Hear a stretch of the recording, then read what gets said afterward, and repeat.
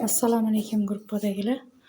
Hozir 9-marshrut oxiridagi yana bitta kvartiramizga keldik. Kvartiramiz 4-etajda joylashgan ekan. 2 xonali kvartira. Yana bu 1-etaj. Birinchi xonasi.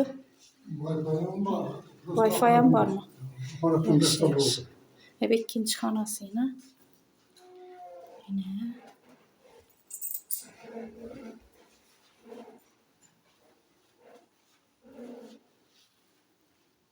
Yine mebelleri 2 xonalı kvartira ekan.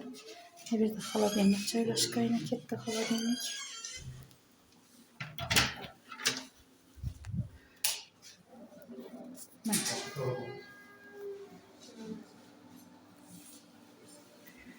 Avtomat kir mashinalar bor. Hamma joy pokiza saqlangan. Iloji boricha ijaraga oila qo'yib beringlar deb turibdilar.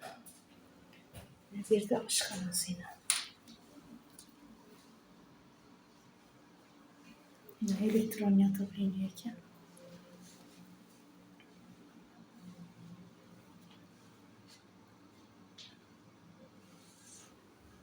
Yine 2 xonalı kvartira 4-etajda.